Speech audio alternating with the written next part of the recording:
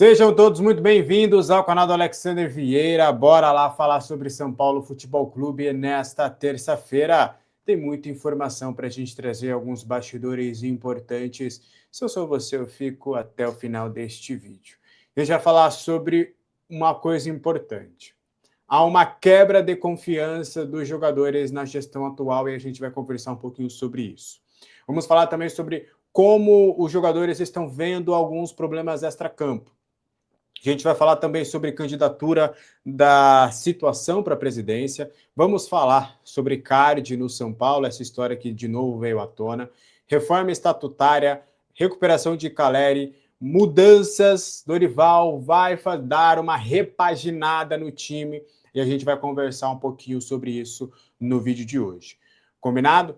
Lembrando a todos vocês que este vídeo é um oferecimento do Disney Plus, um dos apoiadores aqui do canal. Caso você queira assinar o Disney Plus, são vários planos. Você pode ir no link que eu vou deixar no comentário fixado para você. Você clica no link, pode assinar o seu plano, você escolhe ali o melhor. E eu tenho certeza que o Disney Plus é para a sua família inteira. Tem futebol, campeonatos internacionais, Libertadores, Copa Sul-Americana, Série B do Brasileirão. Tem também filmes, séries, desenhos, os sucessos do mundo Disney. Eu tenho certeza que você e sua família vão poder aproveitar bastante. Então, clica no link, escolha o seu plano e vem para o mundo Disney você também.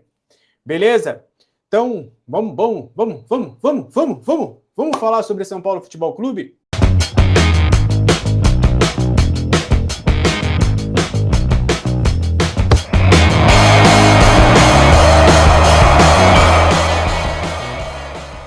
Então, para a gente começar, há uma quebra de confiança do elenco com a gestão, tá?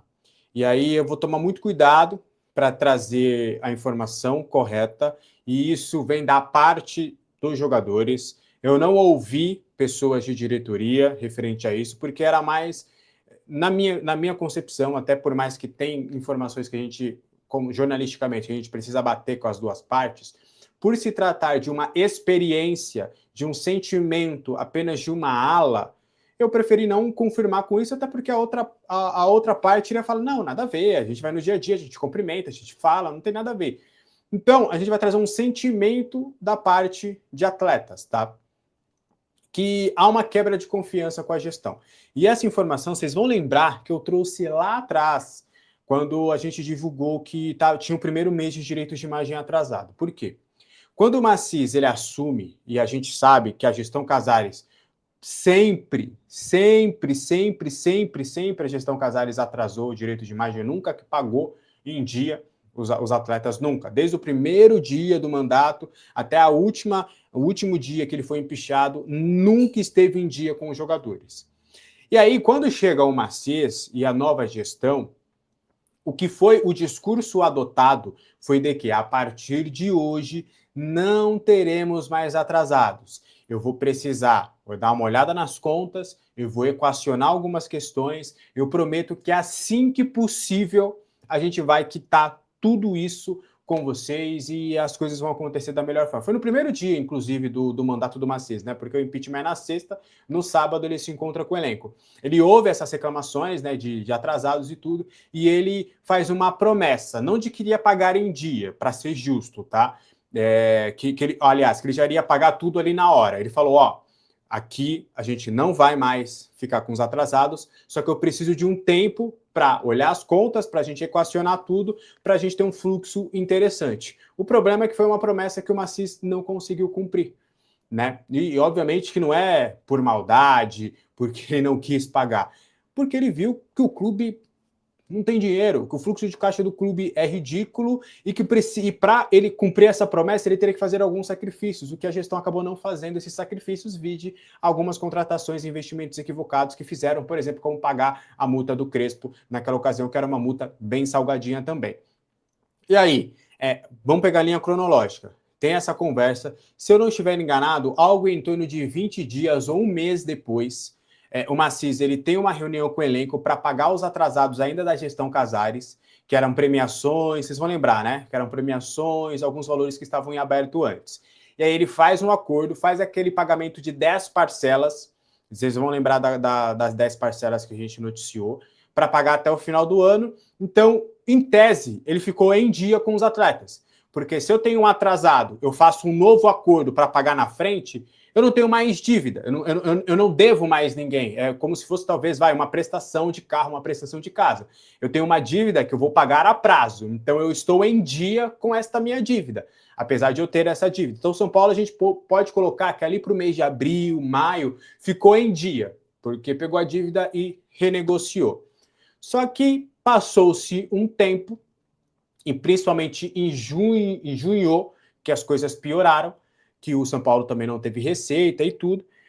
E aí houve o pagamento, houve o atraso no pagamento. E aí, meu irmão, aquele papo, aquela conversa, em 2, 3 meses, depois de você prometer que faria de tudo, que não faria mais a política, a velha política de pagar os atrasados, de deixar os atrasados e não pagar, e pagar só quando tiver, no terceiro mês a gente paga, senão o cara pode entrar na justiça. Essa era a tática da gestão Casares.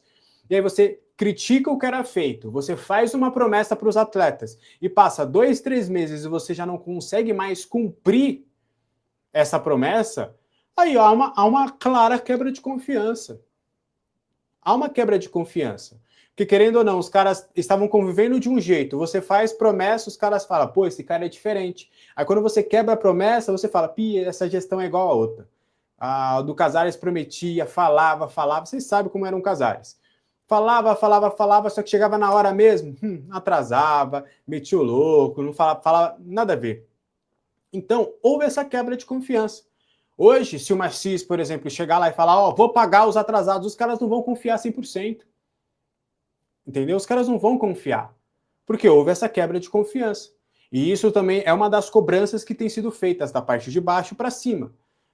Você precisa cumprir com o combinado. Você precisa pagar os caras em dia. E foi uma das cobranças, inclusive, que as organizadas fizeram ao Rafinha e vão fazer ao Marcis assim que tiverem possivelmente um contato com ele. Porque é o mínimo que você tem que fazer, é pagar em dia. O clube está devendo, o clube é aquilo, o clube é aquilo outro. Então, por que está contratando um jogador? Por que está querendo um camisa 10 e um camisa 9 que a gente sabe que não vai ser barato? Por que não fez uma redução maior dentro do elenco? Por que, por exemplo, tem jogadores que ainda ganham 700, 800 mil por mês e não performam? Por que você não rescinde o contrato com esses atletas, faz algum tipo de acordo para outro clube, faz alguma troca de... Por que você não muda a gestão, em vez de ficar justificando que não tem dinheiro? Então, algumas das questões que são passadas para a gestão atual. E há essa quebra de confiança, os jogadores não confiam mais. E aí eu preciso separar, e aí deixaram muito claro isso, e aí acontecia isso muito, é um caso muito parecido com a gestão atual, referente também a nomes, né? Porque quem é que dava a cara a tapa, quem falava, quem era o amigo dos atletas, era o Belmonte. Tanto é que se você falar com qualquer jogador da gestão Casares, cara, de, 60 jogadores, acho que foram até mais, que passaram pela gestão Casares, um ou outro que vai falar mal do Belmonte. 2, 3 no máximo, porque tiveram coisas muito específicas. O Belmonte era adorado pelo grupo. Então é algo parecido até com o Rafinha. Então eles tiram o Rafinha disso, porque o Rafinha tá lá no dia a dia, o Rafinha é quem tem que falar, eu fui lá falar, mas, tá ligado, que não vai dar para pagar, e pede desculpas aqui e tal. Então, o Rafinha, ele é meio que uma figura, não estou colocando profissionalismo, capacidade, estou falando como figura. O Rafinha hoje virou essa figura pro elenco, uma figura do Belmonte. Não, o Rafinha é dos nossos, o Rafinha tá na luta com a gente, o Rafinha é o nosso representante, o Rafinha é isso. O problema, entre aspas, é a gestão. Então, é mais ou menos nesses detalhes que a gente pode trazer para vocês sobre essa quebra de confiança hoje dentro do elenco do São Paulo referente a toda essa situação. Ficou claro? Eu até demorei um pouquinho na explicação, porque eu queria deixar muito didático isso. E repito, vocês podem alguém achar que é uma falha jornalística de não ouvir o outro lado, mas nesse sentido eu não quis ouvir de fato, porque eu acho que não faria sentido, porque é um sentimento dos caras. Eu ouvi várias pessoas ali que corroboraram com esse mesmo sentimento. Não teve um que teve uma informação contrária a isso. Se eu passasse para o outro lado, não, veja bem, não é assim, a gente tem um bom relacionamento, sempre que eu vou lá, os caras conversam, os caras brincam. Beleza, uma coisa é uma coisa, outra coisa é outra coisa. Então, só para vocês entenderem um ponto sobre isso. Um outro ponto de reclamação dos jogadores os problemas extracampo. E aí, o primeiro ponto que eu trouxe dos atrasados, eu acho que faz muito sentido. Agora, eu não estou na pele dos caras, né? Porque é muito fácil eu aqui, por uma câmera, falar, mas na minha cabeça, eu acho que dá para você separar as coisas, mas eles dizem que os problemas extracampo, fora também a questão dos atrasados, atrapalha. A questão dos atrasados já atrapalha por si só. Porque imagina, nem todo jogador ganha 1 milhão por mês, nem todo jogador... Até jogador que ganha 1 milhão por mês, por exemplo, o Arboleda, ele tem uma vida muito agitada, por escolhas dele. Mas as dívidas chegam, aí tem essa apreensão de você vai conseguir virar um mês e tudo mais. Então, cada particularidade do atleta é sua particularidade. Fora que nem todo mundo ali ganha toda essa grana. Tem jogador de base, tudo, que depende, que sustenta toda a família e tudo mais. Só que tem outros problemas, né? Eles falam que a questão política atrapalha muito os bastidores do São Paulo, que essas notícias de política, de página policial, eles acabam sentindo um pouco dessa pressão de que tudo hoje no São Paulo se resolve no campo e eles acabam sentindo um pouco isso, tipo, cara, o torcedor tá ferido por um monte de coisa. Aí a gente que não tem nada a ver com isso, que dentro de campo vai ter que corresponder. Então o cara já entra meio que pressionado com isso e aí as coisas acabam não acontecendo, tá? Assim, como eu disse, é fácil falar na minha câmera, mas eu acredito, e acho que o Dorival, ele fez isso, por exemplo, no Corinthians, eu acho que você consegue fazer uma blindagem, ele fez também em 2023, você consegue fazer uma blindagem de que, parte política, extracampo, página policial é uma coisa. Você que está ali no dia a dia, você tem que fazer o seu e tudo, mas eu repito, é muito fácil eu, que nunca fui atleta profissional, falar isso. É o sentimento dos caras referente a isso, mas a minha visão de fora, é que essa justificativa, para mim, Alex, é um pouco mais fraca referente aos atrasados, a isso tudo que realmente isso atrapalha, a falta de blindagem, a falta de, os caras que estão sempre se expondo ali para ter que falar, para ter que argumentar, para ter que falar de crise política, para ter que falar de crise disso, de crise aquilo, os caras que dão a cara a tapa, inclusive também é uma outra reclamação, o time tá tudo ruim no São Paulo, e a gente que tem que ir para campo, a gente que tem que ir na coletiva, e a gente que tem que ir na zona mista, falar sobre o momento do clube, falar sobre a finança do clube, falar sobre isso, que isso para eles também é desgastante também nesse sentido. Então, só para vocês entenderem um pouco sobre algumas reclamações também da parte de elenco, da parte de jogadores, referentes aí a toda essa situação do São Paulo, tá? Aí, só fugindo um pouquinho, mas depois eu vou voltar para o campo e bola, só uma informação importante sobre, candidatura para a presidência do São Paulo. Na oposição será o Marcelinho Portugal Gouveia, acho que ainda não houve a oficialização, se eu não estiver enganado, mas será ele. Tá, eles, inclusive, teve reuniões importantes até com possíveis investidores nos últimos dias, ali até no dia do jogo do Bolívar, ele encontrou com um e tal, e a tendência mesmo é dessa candidatura ser oficializada, tá? Será o Marcelinho. Só algo muito fora da curva que vai realmente tirar o Marcelinho dessa candidatura. E aí vem a candidatura da situação. A gente já tinha falado sobre isso, aí hoje, o Gabriel Sá e o Pedro Lopes no UOL trouxeram uma informação, que um dos possíveis candidatos ou é o Massis ou é realmente o Adilson Alves Martins. Do que eu tenho de informação, o Adilson não deve ser candidato, tá? Ele já foi chefe do departamento financeiro do São Paulo, mas até do que eu, Alex, pude já conversar, entrar em contato e tudo, ele não deve se candidatar, tá? Ele não deve ser o candidato, deve acabar sobrando para o Massis. Só que aí, uma informação que eu, Alexander, não tinha, e aí os colegas do UOL corroboraram com essa informação, essas outras de Massis e Adilson a gente já tem falado há um bom tempo, só que eles trouxeram o nome do Temes, o Temes Tocles Almeida, que é do Grupo Participação, e José Edgar Galvão Machado, que é do Grupo Somos SPFC, também são alguns dos nomes mencionados, mas eu acredito mesmo que vai acabar sobrando no colo do Massis essa candidatura da situação. Mas, repito, ainda é um achismo, até porque a situação está dormindo no ponto, Essa que é a verdade. A situação ainda não definiu bulhufas, não tem nem reunião. Enquanto a oposição já escolheu o candidato, a situação ainda parece que ninguém quer assumir essa bucha. Eu acho que essa que é a grande verdade. Bom, só para a gente continuar então só nessa parte política, a reforma estatutária será votada nesta quarta-feira, tá? De antemão, eu já falo para vocês que eu sou favorável à reforma estatutária, eu acho que essa reforma é importante, é prioritária essa reforma estatutária, vai ser benéfica ao clube. Eu sei que, beleza, ainda não vai ser uma reforma estatutária que possa ser SAF, e aí eu sei que muita gente é favorável à SAF, mas do jeito que está hoje, não dá para continuar. Essa reforma estatutária, ela amplia mais a investigação, amplia mais o compliance, dá mais poderes a outras pessoas e pessoas também de fora do clube, como no conselho de administração, tá? Então, basicamente, o ponto principal dessa reforma é que será obrigatório você ser transparente, você colocar balancetes trimestrais, você ter profissionais na área. Por exemplo, só um exemplo, o Rui Costa não está fazendo um mau trabalho? Ele, na demissão do Crespo, que teve que afetou o clube no dia a dia, que afetou o clube no campo, o conselho de administração poderia sugerir a demissão do profissional. Isso, obviamente, seria votado no conselho deliberativo e tudo. Então, só para vocês entenderem que, às vezes, o presidente, que ele tem o poder da última palavra, ele já não teria mais esse pleno poder, né? Esse poder seria distribuído.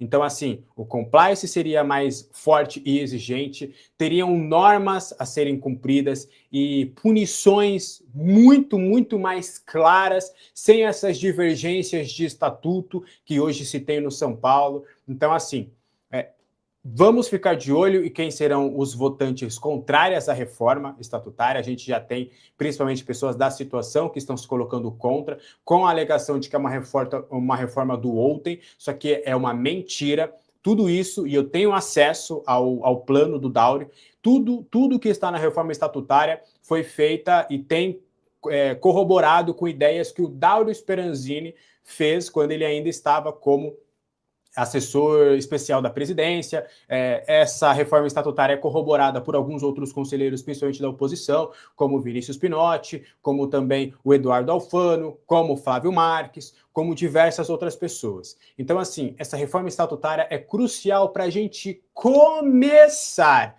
Ainda não vai ser a solução, mas essa reforma estatutária ela é crucial para a gente começar a pensar, a acreditar que o São Paulo pode ter um futuro menos nebuloso dentro do seu conselho deliberativo, tá? Então essa reforma estatutária de quarta-feira é crucial e fique de olho nos conselheiros que votarem contra, porque as alegações são as mais absurdas possíveis, estão jogando tudo nas costas do Wolten, e isso não é uma defesa ao Wolten, eu estou defendendo a reforma, tá? Porque não foi uma reforma do Wolten, não é o Wolten querendo alguma coisa nesse sentido, é uma reforma que foi feita por pessoas como Dauro Speranzini, como o Flávio Marques também concorda, como pessoas da oposição concordam, como profissionais, e eu fui levar as ideias da reforma estatutária para pessoas que têm uma maior competência do que eu para isso, e todas falaram que, ó, Alex, por exemplo, o que aconteceu no caso do Camarote, o que aconteceu com o Casares dos possíveis desvios de 7 milhões, isso não aconteceria, e se acontecesse, o processo seria muito mais rápido e tranquilo para se fazer. Então, assim, essa reforma precisa acontecer nesta quarta-feira, tá? E, conselheiro, que votar contra, saiba que eu tenho o seu contato. Eu vou atrás de você, e eu vou expor você, e eu vou conversar com você para entender os motivos. E se não me convencerem esses motivos, farei questão de falar o seu nome aqui para minha ótima e rica audiência, tá? Para a gente continuar, 3 informações rápidas, tá? Icardi no São Paulo, esquece. Para que essa bobagem, tá? Para que essa bobagem. É nome oferecido, mas é empresário querendo, entendeu? Querendo colocar que ele está no mercado, igual o Vardy. O Vardy foi a mesma coisa, entendeu? Tem nada de Icardi. Conversei com os agentes do Icardi e falaram, não, é o São Paulo. Lembra daquela vez lá que a gente conversou? É a mesma coisa. Sendo que naquela vez lá ele estava pedindo 2 milhões por mês para um novo clube. Ele está usando qualquer possibilidade para jogar o nome do Icardi no mercado para ele conseguir um novo contrato no futebol europeu. Até eu soube dos agentes do Icardi, que a Fiorentina, a Lazio, tem mais uma outra equipe italiana que queria a contratação dele.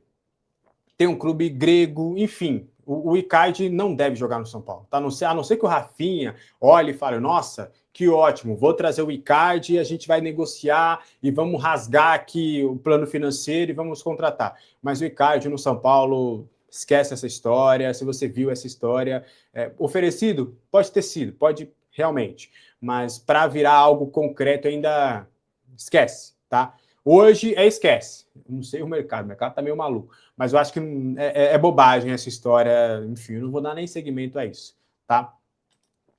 O Caleri iniciou o tratamento do tornozelo na última segunda-feira. Ele ainda é dúvida para pegar o Bragantino, mas existe a possibilidade dele voltar contra o próprio Bragantino, tá? No máximo, ele volta só contra o Atlético Mineiro no dia 5 de setembro. São Paulo só tem mais 2 jogos, um jogo esse mês, né, que é contra o Bragantino, e depois, já no outro sábado, São Paulo vai jogar só 2 jogos nas 2 próximas semanas. Os 2 próximos sábados, São Paulo joga, e aí vem o confronto contra o Boca Juniors. E aí o Caleri não deve ser preocupação aí para a sequência, tá? E aí a principal informação que eu queria trazer, na segunda-feira foi feita uma reunião, né, de praxe. Essa reunião sempre acontece, não foi uma reunião especial para falar, não, toda segunda acontece. E aí o Dorival vai fazer algumas mudanças no time. Ele ficou muito pé da vida com tudo, com a postura do time, tá? E isso aí não é uma defesa ao Dorival, eu estou trazendo um bastidor, trazendo uma informação, porque para mim o Dorival tem culpa pra caramba em tudo que tem acontecido no São Paulo dentro de campo também, com insistência, jogadores que não devem e tudo mais. Então, vamos separar a coisinha, tá? Eu não estou aqui defendendo o Dorival ou que seja, estou trazendo uma informação. O Dorival ficou pé da vida com a postura do time, porque cometeram muitos erros que ele treinou excessivamente no dia a dia, e ele tá pé da vida com tudo. E ele vai fazer algumas mudanças no time. Me passaram que isso pode passar por nomes também, mas deve passar principalmente por esquema. A tendência é, neste momento, o Dorival voltar a utilizar o esquema com 3 zagueiros. Você vai ser com o Newton de zagueiro pela direita? Quem vai fazer esse trio de zaga? Como é que vai ser o time daqui para frente? Isso eu ainda não tenho. Vamos aguardar os próximos dias, porque aí tem semana cheia de treino, a gente vai entender como é que vai se comportar. Só que a tendência, e vamos ver se também no meio do caminho ele não vai desistir disso, né? Porque pode acontecer, ele treinar e falar, não, quer saber, não vai dar certo isso. Até porque o Dorival não é alguém que gosta de 3 zagueiros. Mas a tendência é do Dorival mudar o time, mudar tudo, entendeu? Mudar a estrutura tática, esquecer tudo aquilo que ele treinou na pré-temporada, ou seja, a gente perdeu tempo na intertemporada, na pausa da Copa do Mundo, 45 dias de Copa do Mundo, a gente perdeu tempo, porque os caras treinaram e não funcionou nada. Depois teve mais 2 semanas e não funcionou nada. E aí agora o Dorival vai repaginar tudo, vai fazer um plano de contenção ali, vai tentar um time um pouquinho mais seguro para vencer jogos. Então ativaram ali o modo desespero mesmo, e eles querem já fazer essas mudanças para os 2 próximos jogos contra Bragantino e Galo, e aí vencendo o Bragantino e Galo, aí você vai para o jogo decisivo contra o Boca, e aí depois, a depender de como você se comportar contra o Boca, vamos colocar o cenário, o cenário mais positivo possível.